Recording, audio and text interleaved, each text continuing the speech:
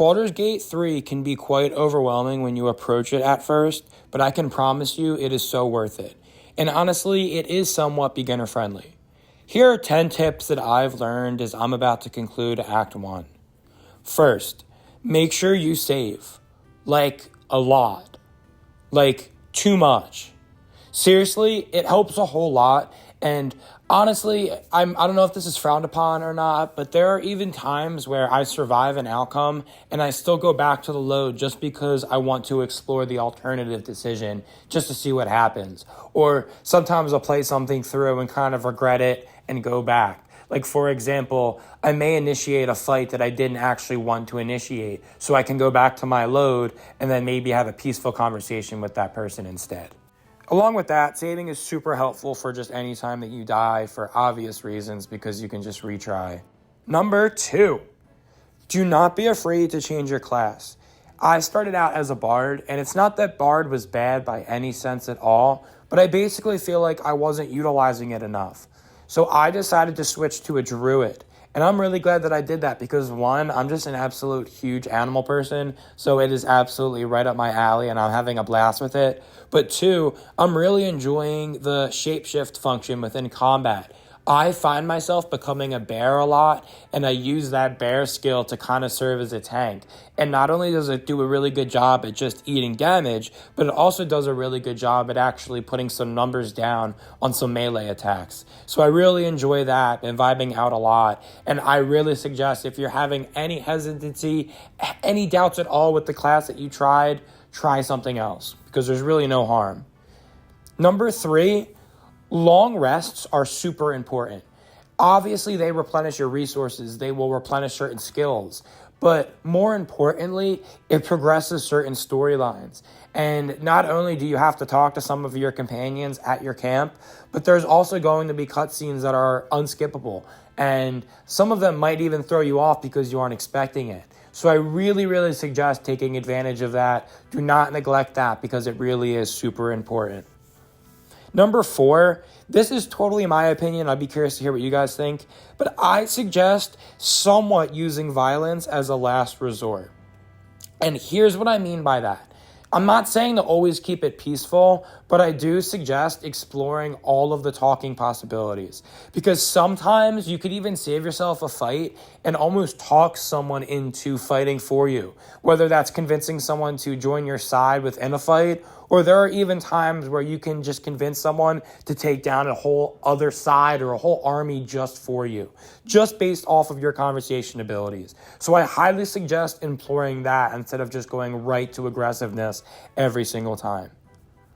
Also, sometimes by going right to the violent route, you will kill people, and by killing people, it kind of ruins potential storylines. So if you let people live sometimes, there's that opportunity to potentially revisit them in the future, which I can already foresee happening with some of the characters that I've met.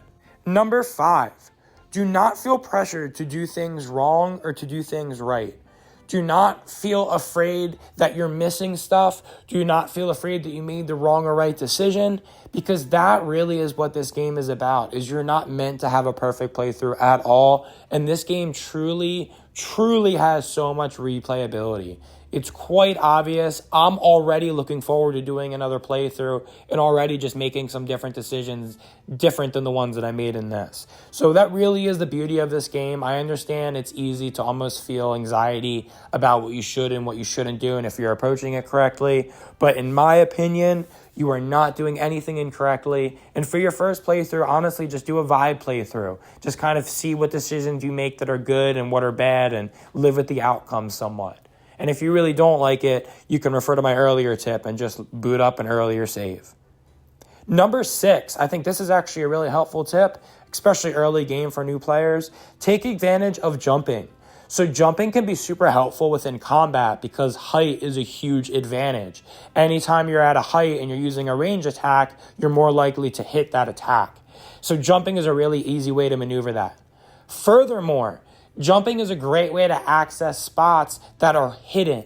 So sometimes there might be a ledge or there might just be a pool of water and then there's more land over it. And it's really easy to overlook it and to feel like you hit a dead end, but it's actually jumping that allows you to progress further. So don't overlook that. Anytime you feel like you're stuck and there's nowhere to go, think of trying out the jump and seeing if there maybe is a different way to access it. Number 7, when it comes to combat, take advantage of summons.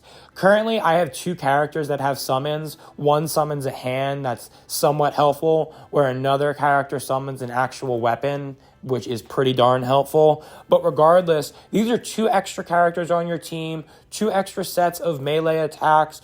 Both of the characters that I have summoned are great at maneuvering. They can fly, so they can basically access most points on the map. But I imagine as I progress more, I'll get access to different, more powerful summons that maybe have different strengths and weaknesses. Number 8, this is another personal opinion, but when it comes to combat, start with the smaller enemies and really focus on one at a time. You really want to just limit the amount of turns that they have on the other side. That is how I perceive combat. When you are going up against a large group and they are all able to just attack after attack after attack, take their turn, that's really where you dig yourself in a hole. But if you are able to limit that, and even if they have a strong character that's at full health, they will only be able to have that one turn, which really will be an advantage, especially if you have a full party. Number 9, make sure that you are upgrading everyone's armor and equipment. So make sure you're taking a look at your character sheet every now and then, and you're going through everyone's inventory. Make sure also that if you're playing as a custom character, it's probably the character that you're spending a majority of your time controlling, which is fair. But what that means is your inventory might look much larger than your other characters. So I suggest taking a look through that and then assigning different pieces of equipment to different characters and kind of balancing it out. If you're really struggling with combat, this is a really simple thing that might make combat feel a bit easier. And number 10, in my opinion, range attacks tend to be the most applicable most times, just due to the fact that it can cover so much range and so much area without you actually having to move. Now, with that being said, I do feel like melee attacks tend to be stronger, especially as you level up and get access to more. Some of them really do. You can just see the number difference. However, oftentimes are harder to access, and if enemies aren't close to you, there's not really a chance for you to melee them. So what I suggest is whatever combat situation that you are in, assess the current situation and do what is best just for that situation. Don't always go into every situation telling yourself you're going to use a ranged attack or you're going to go for a melee. Do whatever is needed for that unique circumstance. And there you have it, guys. So those are my 10 tips. This was something kind of different, so I really hope you guys enjoyed this. If anyone hasn't played this game, I highly suggest playing it. If there are any veterans watching, let me know how I did, if you guys think these are good tips. And if there are any new players watching, please let me know if these were helpful. Thanks, guys. Please go ahead and have a wonderful rest of your day. Peace.